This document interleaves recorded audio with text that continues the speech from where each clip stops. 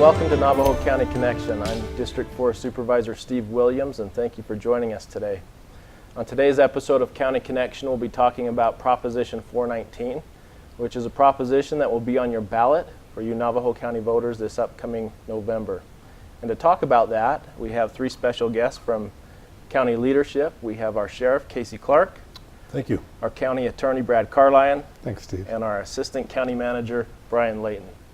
So, gentlemen, before we begin, we always like to take just a moment and introduce our guests. I know those that have been here for some time know you, but there may be some new to Navajo County Connection or to the county that may be getting to know you for the first time. So, Sheriff, would you start us off? Just take a few minutes and introduce yourself.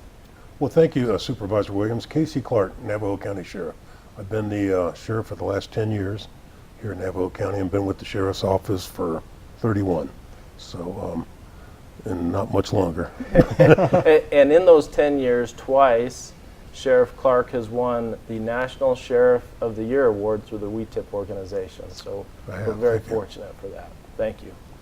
And I'm Brad Carlyon. I'm the Navajo County Attorney. I came into office the same time as Sheriff Clark, so I've too been in for about 10 years. And for those of you that are watching, Mr. Carlyon's also won twice the National Prosecutor of the Year Award through that same WeTip organization. We're grateful to have you. Bryan. Bryan Layton, Assistant County Attorney. I have not won any County Manager. You're giving himself for promotion. I like that. He would love to go work for Brad, but right now we're going to keep him in county management. So. Okay. Bryan Layton, Assistant County Manager. There you go. We've been here about 3 years. Know my rounds. I'm a native of Tempe, and I'm glad to be here. Great. And have you won anything from WeTip? No, I have not. Nothing. Not that's why he wants to become a prosecutor. There you go. One of Bryan's primary roles is to help oversee finances, and he's a great person to lead us off here. We're talking about Proposition 419 that the voters can expect to see on their ballots. They may have begun to hear some things about it, but would you just recap how we got here and what is Proposition 419? Absolutely.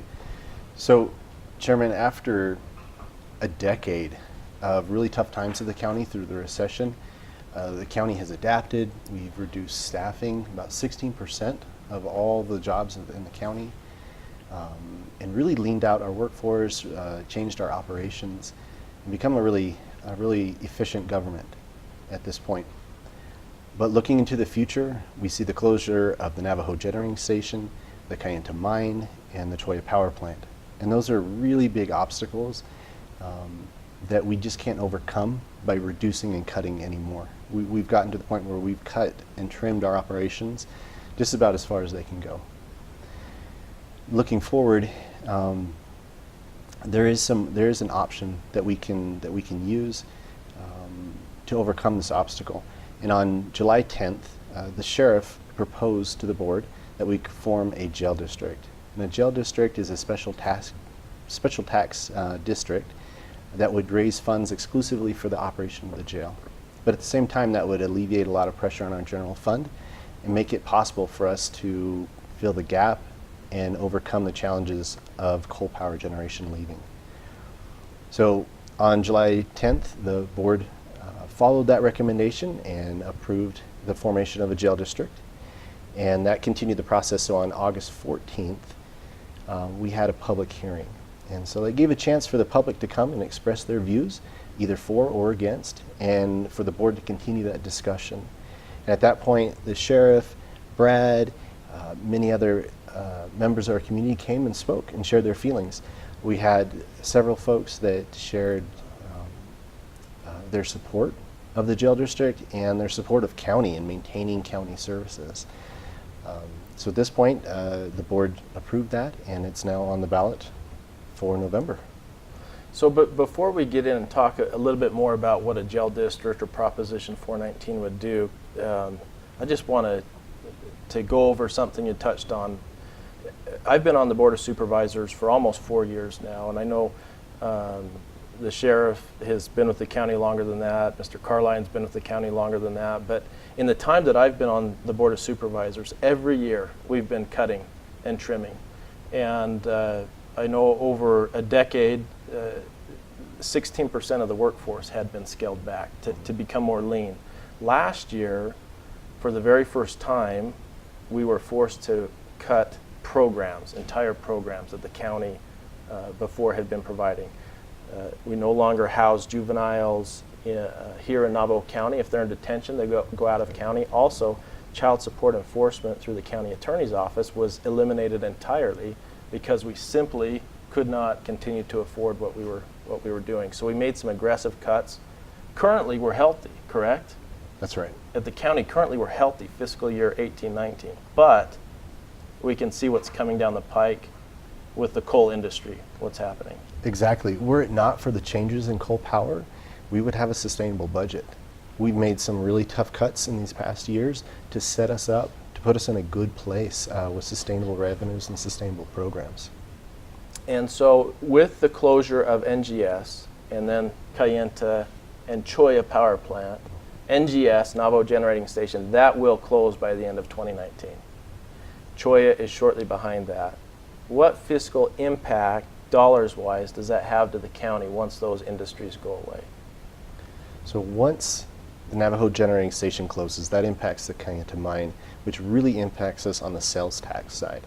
We'll receive a hit about $1.6 million on sales tax. That will go away annually for us. Then you have the plant and property of the mine in Cholla, and that equates to about $925,000. So in all, it's a $2.5 million annual reduction in our revenues. And so last year, we were forced, the board was forced to eliminate $2.5 million out of our budget. And because the board had continued to trim, and all the departments had trim, we were forced to actually begin to eliminate programs. To do another $2.5 million annually, Brad, for example, what does that do to your office? Let me set the table first. When I came in 10 years ago, I had 17 prosecutors. Today, 10 years later, because of all the cuts the counties have to made, I have 12 prosecutor openings. So I've already lost 5 prosecutors in these last 10 years. But if we have to go through this next 2.5, and it'll come to me to about a 20 to 25% additional budget cut. And that means I'll be down, 25% of 12 would be 3, so I'll be down to 9. Then I'll have to start making choices about what my prosecutors do. Right now, my prosecutors are carrying caseloads in the 80 range, and that is high statewide. We interviewed about 2 months ago a young felony prosecutor out of Maricopa County, and we asked him, "What's your caseload?" And he said 26. I turned to my homicide, serious physical crime prosecutor and asked him how many he had, and he said 87. I turned to my sex crimes prosecutor, who was also interviewing this young man, and he said he had 83. The young man's eyes just bugged out because that was so high. But that's the caseloads that we're carrying. So we're going to have to cut what cases we prosecute by about 20 to 25% also. Well, the first thing that I would get rid of will be our misdemeanor cases.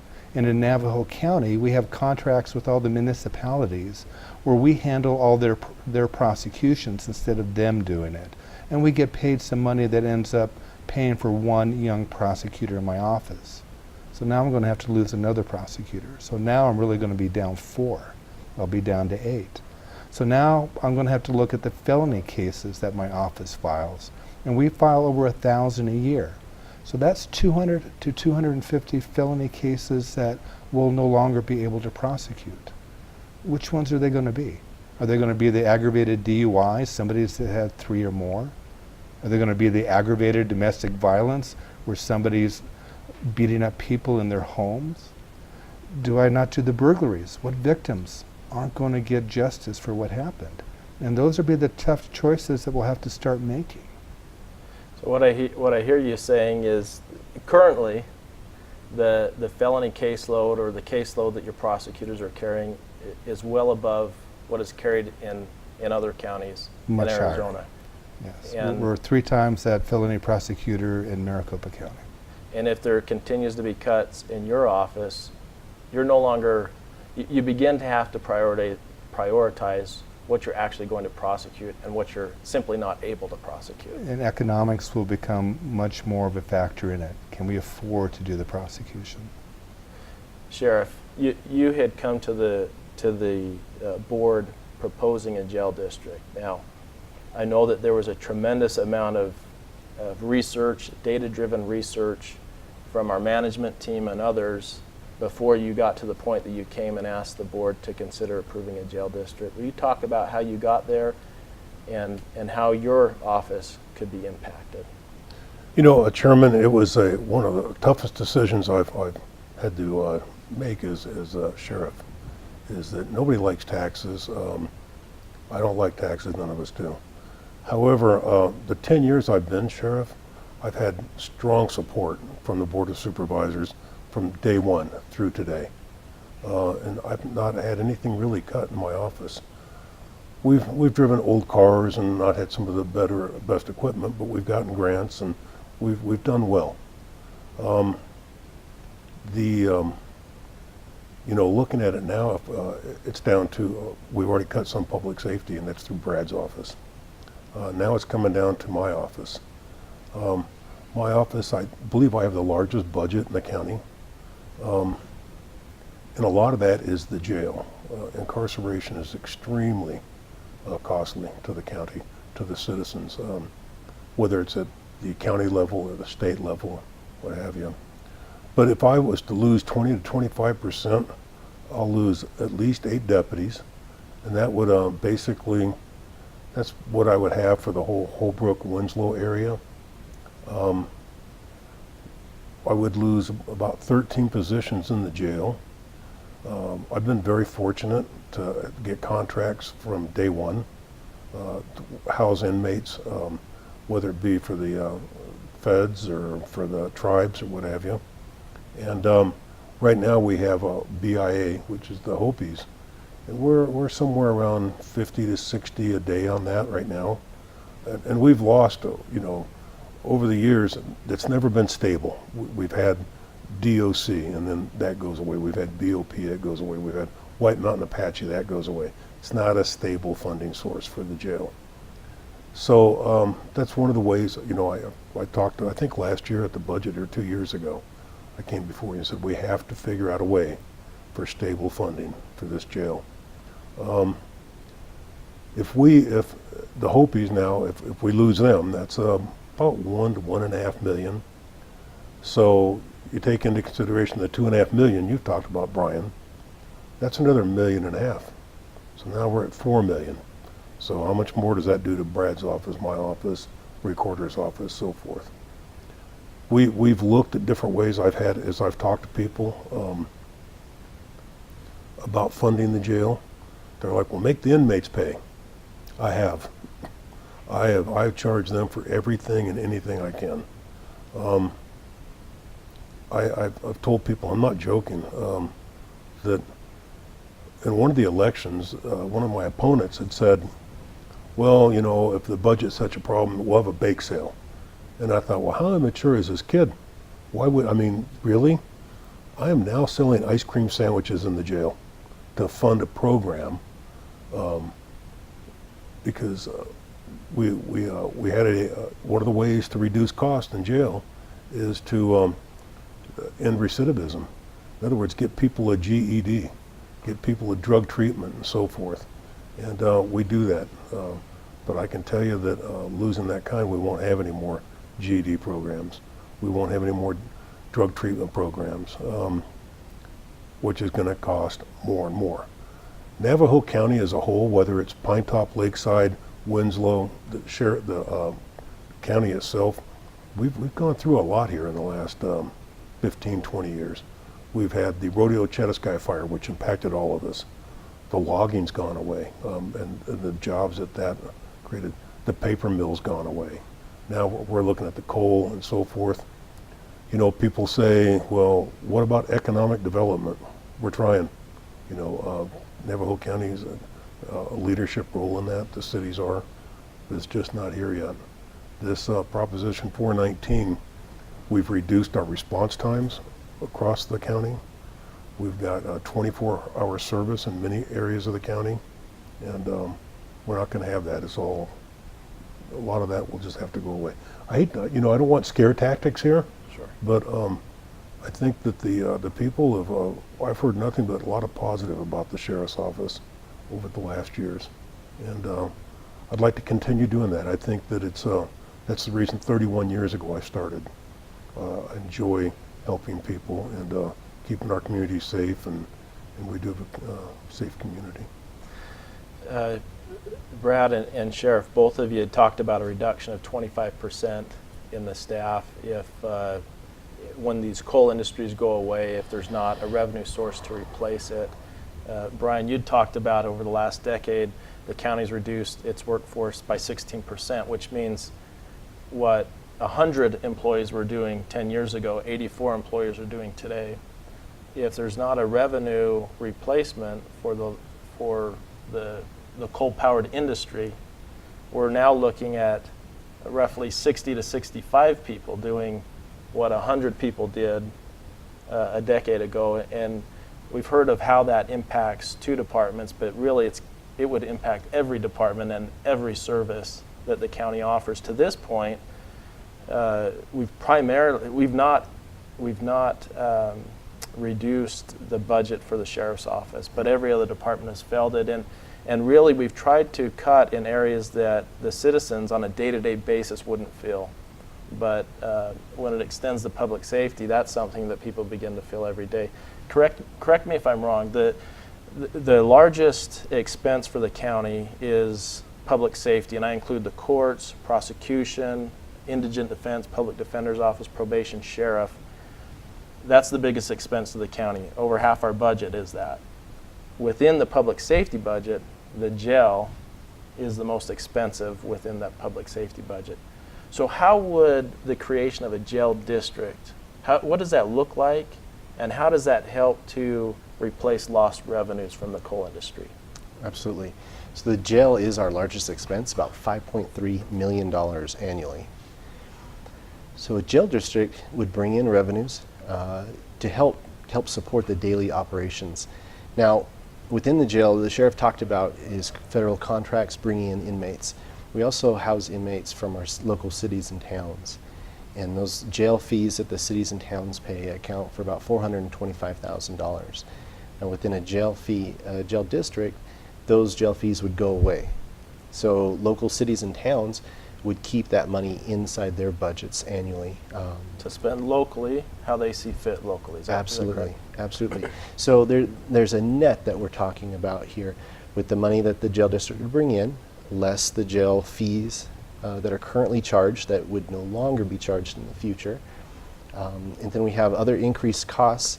The state retirement costs in public safety have gone up tremendously.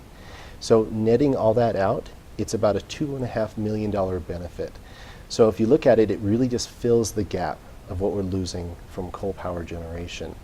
So with those extra funds, those additional funds going into the jail, it fills that gap and then allows us to maintain services across the county. So as you mentioned, we are looking at a 20 to 25% job reduction in all departments, including public safety. With the jail district, that would fill that gap and allow us to keep all those positions. It does not allow us to add positions, to expand services. It really just fills the gap and it helps us continue to deliver the services that we're doing today. You know, the one of the things that I thought about, I think that we all thought about when I came forward with the jail district, is this is a sales tax. So it's spread out where everybody has to pay then. In other words, a few years ago when they had the Red Flex cameras here in Sholo, those were counting 1.2 million cars a month during the summer months. It's a lot of folks coming up from the valley that take services from me, from Brad, from other parts of our county. So they'll all have to pay. You know, that's not including the folks off of I-40 or coming down through Heber, 377. So your tourists, everybody then pays a little bit. Right now it's the property owners. There's I think the census shows about 112,000 people here in Navajo County. And there's somewhere around 60,000 property owners. So that's really the people that are paying for this right now. Where if you do this as a sales tax, I'm not really good at math. That's the reason I'm not in your position. But I think on a $30,000 car, that's about $100. Correct. I get it. If you don't have $100, might as well be $1 million. But it's such a small portion. The legislature is allowing us to do this. You know, and I've had some people go, well, you might go back and charge the jail fees again. By statute, the county can't. And that's not the way this county operates anyway. The county is our word. So we've been good partners. But anyway, I just wanted to throw that out there, that it's spread out to everybody, that third of a cent. So what's before the voters? The County Board of Supervisors has created the jail district.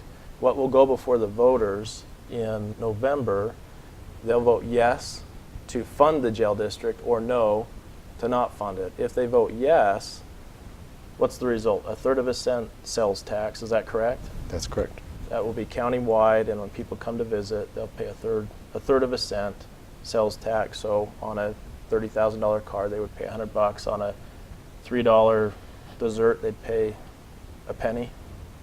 On a $6 meal at McDonald's, they'd pay 2 cents. Is that correct? That's correct. Okay. Don't want to make light of, Sure. you know, but it's still, well, I mean, what's the price of public safety? What is it? What does that cost to keep families safe, keep our quality of life here in Navajo County? What is that? I submit that a third of a cent is worth it. So. And Chairman, as we've talked with our local cities and towns, one thing that's come up is the partnerships between the Sheriff's Office, local police departments, fire districts, EMS, that's really concerning. Yeah, these in Snowflake Taylor, for instance, there's got one police officer on after midnight or 2 or whatever. We have a person out there too, so we're backing them up, and the same thing with they back us up. Sholo, and we're all small agencies up here, so we all back each other up on the night shift, but on the day shift also. Many times, city of Sholo is shorthanded, so we're helping. Here recently, Holbrook was, I think, down to 4 officers, and I gave them 2 officers for a few months to get them back up. Again, public safety. So yeah, a lot of those partnerships we just wouldn't be able to do. We have a drug task force that's, I believe, second to none, and they do a lot of stuff in these communities. That's proactive. But my first responsibility is when the phone rings in our dispatch is to get a deputy to your house, whether it's 911 or just another call. So I'd have to look seriously at those are areas that I might cut. Our K-9 program, again, I believe is a great program, but my first responsibility is when the phone rings. So. You know, one of the things you touched on, Sheriff, I know that everyone has kind of grappled over this. No one likes the thought of paying a new tax. I know that we had tasked the county manager and management team to come up with different revenue options to replace this lost revenue that will be coming. We know is coming, and the management team had come up with 17 different possibilities. 16 of them came nowhere close to replacing what was lost. This was really the only viable option. And I have been asked from time to time as I've grappled with this, well, why not just tie it to a property tax? And it was something you mentioned, Sheriff, at least from my perspective, it seems more equitable. Yes. That it be a sales tax. It's spread throughout Navajo County. Those that come to visit and use our services here will also contribute, as opposed to a smaller number of the population bearing 100% of the cost. You know, in the property tax, I don't think a lot of people understand. First of all, our property tax here in Navajo County, I think, is the 4th lowest in the state. Yes. And I believe, and Brad can probably talk about this more, is that you can only raise it so much but we can't raise it enough to bring in $2.5 million. And again, I don't believe it's nor would equitable. we want to. Right, nor do we want to. to. That's one of the great things about Navajo County. Again, it's our taxes are low here. You know, one of the things also I want to let the people know is that I've always remained under budget in the jail or on the patrol side. So this is not to build a new jail. This is the status quo is what this is about. This is to maintain the services we're already providing. Yep. It's not to build a new jail, it's to maintain what we're doing.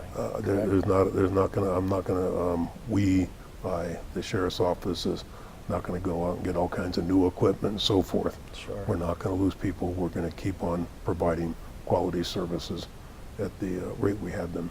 I appreciate both of you, the great partners you are. It's been a pleasure for me to be able to rub shoulders with you in my time on the Board of Supervisors. Proposition 419 has not been an easy decision to come to, but I think at least the Board of Supervisors has unanimously felt like it's a necessary one to send to the voters. So you can look forward to seeing that on your ballot in November, and you can continue to learn more. You can go to the county website to learn more. Thank you for joining us here on Navajo County Connection. We'll look forward to seeing you next time.